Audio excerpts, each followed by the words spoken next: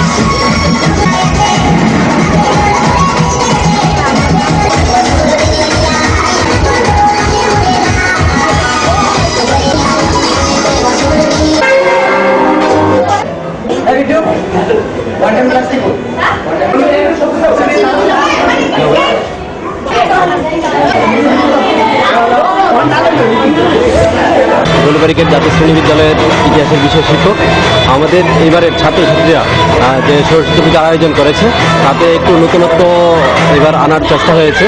সেটা হলো ছাত্রছাত্রীরা একটা হল ঘরে আমাদের এবার প্রদর্শনীর ব্যবস্থা রেখেছে, যাতে তারা নিজেদের পছন্দ মতো যা পারে আর্ট করেছে এবং কিছু মডেল তৈরি করেছে। সেটা বিজ্ঞানের উপরেও করেছে এবং প্রাকৃতিক পরিবেশের উপর করেছে, স্বচ্ছ ভারতের উপর করেছে, ইকো পার্কের উপর করেছে, এমন কিছু নতুনত্ব করেছে। আমি ডোলবাড়িকের দ্বাদশ শ্রেণী বিদ্যালয়ের শিক্ষক শিক্ষিকা এবং ছাত্রছাত্রীদের পক্ষ থেকে এলাকাবাসীকে ছাত্র আমন্ত্রণ জানাচ্ছি আমাদের এই সরস্বতী পূজা আসার জন্য এবং এগুলি দেখার জন্য, উপভোগ করার জন্য। ধন্যবাদ।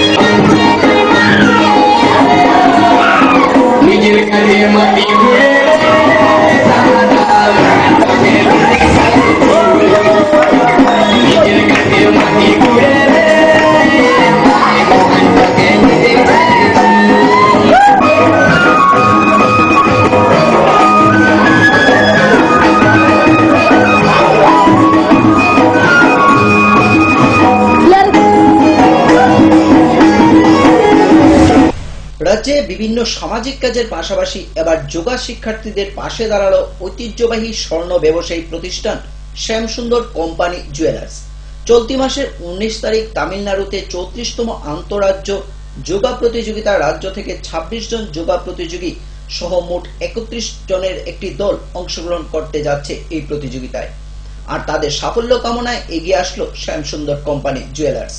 শুক্রবার আগরতলা প্রেস ক্লাবে আয়োজিত সাংবাদিক সম্মেলনে এই তথ্য তুলে ধরেন প্রতিষ্ঠানের কর্ণধার রূপক সাহা।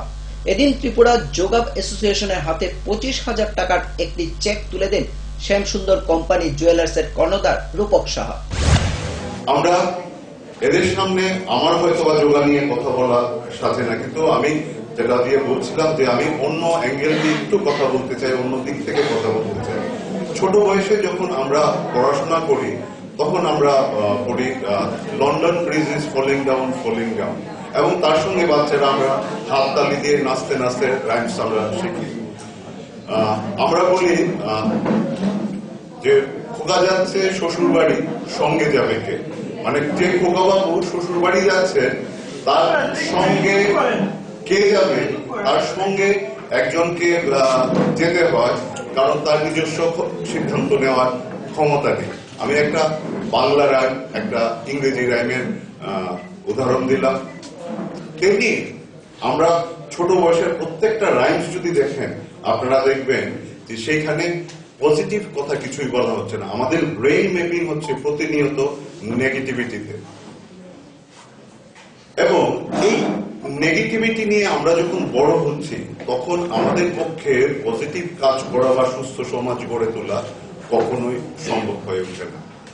যদি সম্ভব করতে হয় তার জন্য দরকার প্রচন্ড বেশি প্রাণ শক্তি বা ঊর্জা, যেটা দিয়ে আমরা নিজেদের এই ব্রেইন ম্যাপিং এ যেটা নেগেটিভিটি হয়ে রয়েছে, নেগেটিভ ফোর্স হয়ে রয়েছে, সেটাকে ওভারকাম করে আমরা পজিটিভ কাজ করতে পারবো। ঠিক তেমনি আমরা যখন পড়াশোনা করেছি ছোট বয়সে, তখন বলা হয়েছে যে সবচেয়ে আগে চরিত্র, তারপর স্বাস্থ্য, এবং তারপর হলো পড়াশোনা। একজন পড়াশোনায় খুব পণ্ডিত ব্যক্তি হলে কিন্তু তার চরিত্রগত দিক যদি ঠিক না থাকে, তার স্বাস্থ্য যদি ঠিক না থাকে, তার সেই পাণ্ডিত্য দেশের কোনো কাজে আসে না, তার ব্যক্তিগত জীবনেও কোনো কাজে আসে না। সুতরাং এই পজিটিভিটি, পজিটিভ এনার্জি বা আমার চরিত্রগত দিক এবং আমার স্বাস্থ্যগত দিক, কিন্তু সবগুলো জিনিসকে একটা প্রক্রিয়াতেই ঠিক করা যায়। কিভাবে? সেটা হলো যৌগিক প্রক্রিয়া। প্রাচীন ভারতের ঐতিহ্যশালী যে যৌগিক প্রক্রিয়া, সেটা প্রাণায়াম হতে পারে, যোগ ব্যায়াম হতে পারে। সেটা যদি করি, একমাত্র ওই পদ্ধতিতে আমাদের প্রাণ ঊর্জা বা প্রাণ শক্তি সেটা অত্যন্ত বাড়ে এবং সেটা পজিটিভ নেচারের হয়। আমাদের যখন প্রাণ শক্তি পজিটিভ নেচারের হবে, আমাদের অরা পজিটিভ হবে। আমাদের অরা যখন পজিটিভ হয়, আমরা নেগেটিভ মেন্টালিটির কাজই করতে পারব। সুতরাং আজকের তরুণ সমাজকে যদি আমাদের সঠিক পথে রাখতে হয়, তাদেরকে অনুশাসনের চেয়েও বেশি দরকার তাদেরকে এইটা বোঝানো যে অত্যন্ত অনায়াসে আমরা কিন্তু এই প্রক্রিয়াগুলো করতে পারি যদি আমরা সঠিক যৌগিক প্রক্রিয়া মেনটেন করি। আপনি আমার পাশে যে ব্যক্তিটি বসে আছে, আমি কাকু ডাকি, কিন্তু আমার মনে হয় আমাদের মধ্যে আমার চেয়ে অনেক বেশি ফিট। বা যিশুদাকে যদি দেখেন, আমি দাদা ডাকছি, কিন্তু এই আশেপাশে যারা বসে আছে, they are the most fittest person. হয়তো বয়সে আমি কম হয়েও তাদের মতো আমি ফিট না, কারণ তারা প্রত্যেক দিন যৌগিক ক্রিয়া প্রক্রিয়া মেনটেন করে, যেটা হয়তোবা আমরা প্রত্যেকে করে উঠতে পারি। কিছুদিন আগে ধন্যবাদ জানাচ্ছি। আমরা এক বছর ধরে কন্টিনিউ করে যাচ্ছি এবং প্রতি বছরই আমরা টিম পাঠাই। এই প্রথম শ্যামসুন্দর কোম্পানি স্পন্সর করা গিয়েছে এবং 25,000 টাকা এটা আমাদের দিয়েছে, সেটা আমাদের ভীষণ কাজে লাগবে। সেই জন্য ওদের ধন্যবাদ জানাই। পাশে থাকবে এবং সেটা আমাদের যোগা উন্নতিতে সাহায্য করবে। আমরা ত্রিপুরা অ্যাসোসিয়েশনের পক্ষ থেকে রাজ্যে ক্রমবর্ধমান নারী নির্যাতনের মধ্যে বদল হচ্ছে ত্রিপুরা রাজ্য মহিলা কমিশনের দায়িত্বভার। বর্তমান দায়িত্বে থাকা মহিলা কমিশনার পূর্ণিমা রায়ের স্থানে দায়িত্বে এলেন মনিকা দত্ত রায়। আগামী সোমবার দায়িত্ব গ্রহণ করতে চলছেন মনিকা দত্ত রায়। 2008 সালে পিডব্লিউডি দপ্তরের হেড ক্লার্ক থেকে অবসর গ্রহণের পর 2012 সালে মহিলা কমিশনের ভাইস চেয়ারপারসনের দায়িত্বভার গ্রহণ করেন মনিকা দত্ত রায়। আমি পূর্ত দপ্তরে সরকারি চাকরি করতাম। হেড ক্লার্কের পোস্ট থেকে রিটায়ারমেন্টে গেছি 2008 সালে। তারপর 2012 সালে মহিলা কমিশনে ভাইস চেয়ারপারসনের দায়িত্ব গ্রহণ করি। মহিলা কমিশনের সর্বশেষ সিদ্ধান্ত অনুসারে আপনার চেয়ারম্যানের দায়িত্ব নিতে চলেছে, এই বিষয়টা আপনার প্রতিক্রিয়া কি? মহিলা কমিশনের চেয়ারপারসনের দায়িত্ব নেওয়ার বিষয়টা সামনে আছে। এখনো সরকারিভাবে কাগজটা হাতে পৌঁছেনি, তবে মোটামুটি ভাবে সবই ঠিকঠাক। এখন মহিলা কমিশনের ভাইস চেয়ারপারসন হিসাবে আমার তো একটা 3 বছরের অভিজ্ঞতা আছে। কাজেই চেয়ারপারসন হয়ে আমার ভালো লাগছে না এটা বলবো না, আবার সাংঘাতিক একটা কিছু এরকমও মনে হচ্ছে না। আগের যে অভিজ্ঞতাটা 3 বছরের এটাকে কাজে লাগিয়ে চেয়ারপারসনের দায়িত্বটা সামলাবার আমি চেষ্টা করবো আর কি। নারী গঠিত অপরাধ সারা দেশব্যাপী বেড়ে চলেছে, এটা থেকে কিভাবে উত্তরণের আপনি মনে করেন? আসলে আমি যেভাবে মনে করি, মানুষের মধ্যে একটা মূল্যবোধের অবক্ষয় ঘটছে। এটা বিবেক বোধহীনতা মানুষকে অনেকটা কুড়ে কুড়ে খাচ্ছে, এরকম একটা অবস্থা। এই জায়গায় দাঁড়িয়ে সারা দেশে নারী, দেখুন আমাদের যেখানে এখানে একটা চাইল্ড রাইট কমিশন হয়েছে, চাইল্ড রাইট কমিশন আর আমরা বসে মোটামুটি একটা আন্ডারস্ট্যান্ডিং এ গিয়েছিলাম যে চাইল্ড রেপ গুলো উনারা যাবেন, আর 18 বছরের উপরে হলে আমরা যাব, এরকম একটা আন্ডারস্ট্যান্ডিং আমাদের মধ্যে হয়েছিল। কেননা এই যে একটা চাইল্ড রেপ হলে পরে, যেহেতু চাইল্ড কমিশন আছে, ওরা যাওয়ার কথা, ওরা যাবে, আমরাও যাব। একটি বাচ্চা মেয়ে এমনিতেই বিপর্যস্ত হয়ে পড়ে, তার উপর যখন এই সমস্ত অত্যাচার হয়, তারপর বারবার গিয়ে তাকে বিব্রত করা, এটা ঠিক আমার মনে হয় ভালো লাগে না আর কি। এটা 498টা, এটা তো মেয়েদের জন্য দরকার, এটা ঠিক আছে, মানে ভিকটিম যারা হয়। এখন সুপ্রিম কোর্ট তারা বিবেচনা করে এই আইনটাকে একটু মডিফাই করেছে, কেন অনেকগুলো মিথ্যা কেস এরকম জমা পড়েছে আর কি। এই জন্যই সুপ্রিম কোর্ট আইনটাকে চেঞ্জ করে ওরা বলেছে যে এরকম ঘটনা হলে পরে কোনো মহিলা যদি 498 কেসে। নিয়ে নেব ছোট্ট একটি বিজ্ঞাপন বিরতি, ফিরবো বিরতির পর অন্যান্য খবর নিয়ে। চোখ রাখুন ফোকাস ত্রিপুরায়।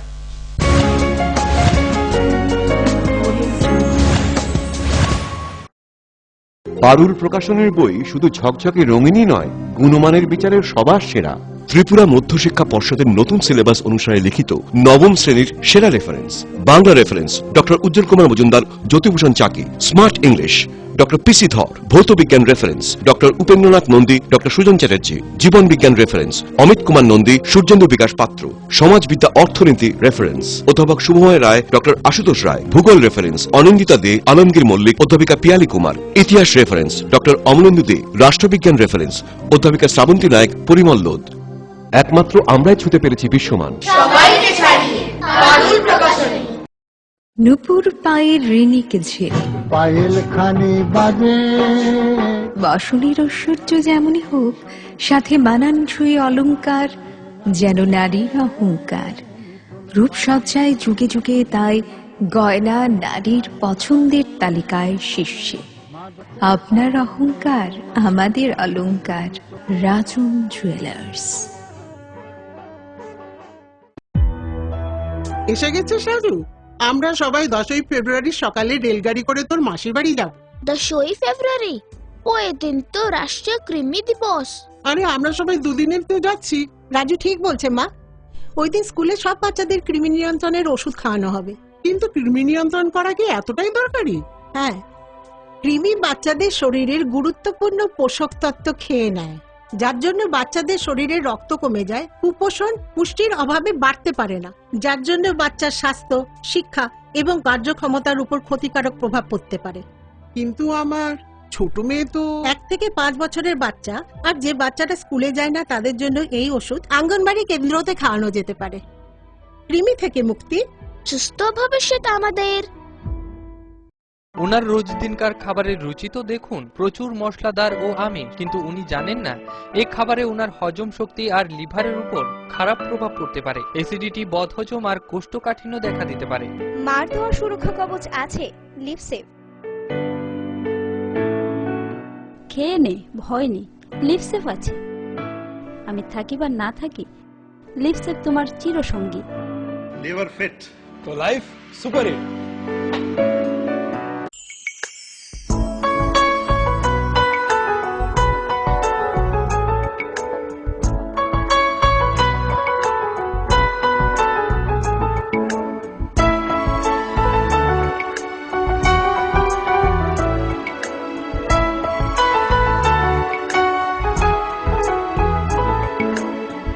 হ্যাঁ হ্যাঁ ম্যাডাম, সিঙ্গার আর প্রেস্টিজের দারুণ সব অ্যাপ্লায়েন্সেস পেলে আপনিও হয়ে উঠবেন রান্নাঘরের দশভুজা। এই ফ্যামিলি শপের ঠিকানা জানেন তো? গিরিবালা উদ্যোগ, কামান চৌমুহনী, আগরতলা।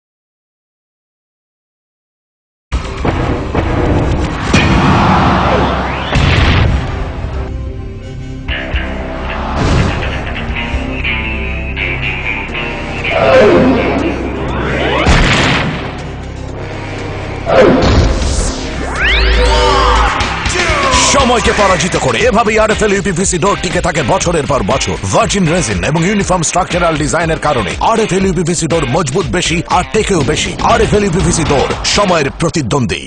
আরে দেখুন দেখুন, আমাদের মালতীর ছেলে এসছে, শুনেছি ওনাকে বড় ইঞ্জিনিয়ার। অনেকদিন পর এসেছে। কাকু এটা কি তৈরি হচ্ছে? আমাদের গ্রামের কমিউনিটি হল। ভালোই হয়েছে ফিরে এসছো, এসো কাজটা দেখে যা। সবই তো বুঝলাম কাকা, কিন্তু কি রড ব্যবহার করছেন এটা আপনারা?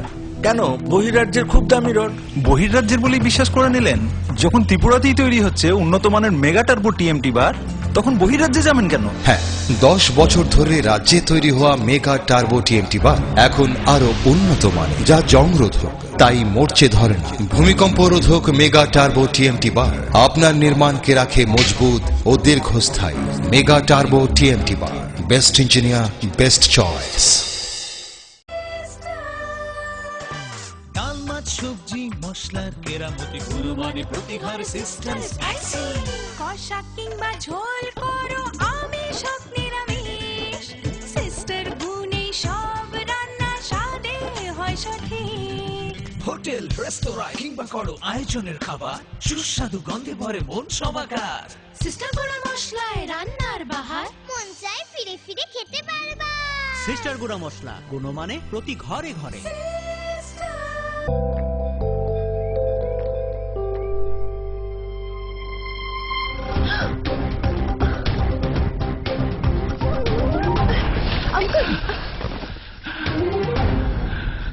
अंकल आप ठीक तो हो ना?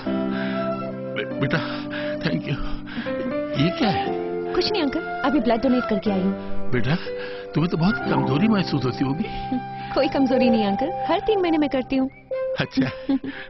नेकी के लिए पहलवान नहीं, इंसान होना जरूरी है। रक्तदान कीजिए, कमजोरी नहीं होती, शरीर उस खून को जल्दी बना लेता है। सोचिए मत, करके देखिए, अच्छा लगता है। স্নিগ্ধ মধুর শুদ্ধ সুগন্ধে ভরা শালিমার আগরবাতি শুধু মন নয়, প্রাণ ভরে দেয় পবিত্রতায়। আপনার নিত্যদিনের আরাধনার পবিত্র সঙ্গী শালিমারের বিভিন্ন সুগন্ধে ভরা আগরবাতি, যেমন শালিমার 4-in-1, শালিমার রজনীগন্ধা, শালিমার চম্পা এবং শালিমার হানি। শালিমার আগরবাতির গন্ধে আজ প্রাণ ভরে উঠুক আনন্দে। শালিমার আগরবাতি। পরিবেশক Nabin stationeries, near Indian Airlines city office, Agartala. ডাল মাছ সবজি মশলার কেরামতি গুণমানে প্রতিঘার সিস্টেম। কষা কিংবা ঝোল করো আমিষ হোক নিরামিষ, সিস্টার গুণে সব রান্না স্বাদে হয় সঠিক। হোটেল রেস্তোরাঁ কিংবা করো আয়োজনের খাবার, সুস্বাদু গন্ধে ভরে মন সবাকার। সিস্টার গুঁড়া মশলায় রান্নার বাহার, মন চায় ফিরে ফিরে খেতে পারবা।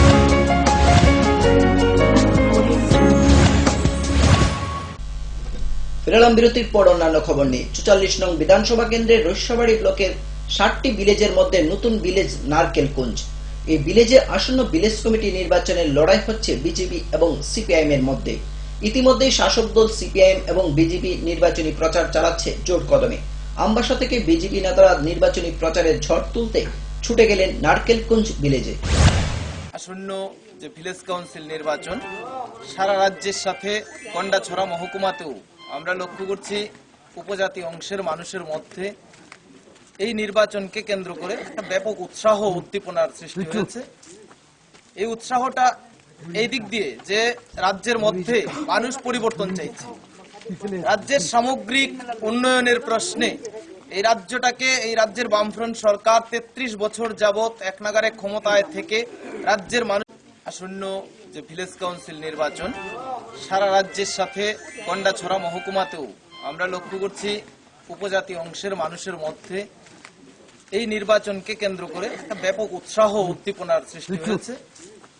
এই উৎসাহটা এই দিক দিয়ে যে রাজ্যের মধ্যে মানুষ পরিবর্তন চাইছে, রাজ্যের সামগ্রিক উন্নয়নের প্রশ্নে এই রাজ্যটাকে, এই রাজ্যের বামফ্রন্ট সরকার 33 বছর যাবত এক নাগারে ক্ষমতায় থেকে রাজ্যের মানুষের উন্নয়নের আমাদের ভারতের যে জনতা পার্টি দল, আমি যদি প্রার্থী বিজেপি দল যদি গঠন করতে পারি, বিজেপির পক্ষ নিয়ে আমাদের এই যে চিত্ত করার যে পানি, রাস্তাঘাট, যে বিদ্যুৎ, যে স্কুল, এটা সব আমি হসপিটাল, এটা সব আমরা চেষ্টা করি। শুকা মরশুম শুরু হতেই কৈলাসহর গৌরনগর ব্লকের অন্তর্গত টিলাগাঁও গ্রাম পঞ্চায়েতে দেখা দিয়েছে পানীয় জল সংকট।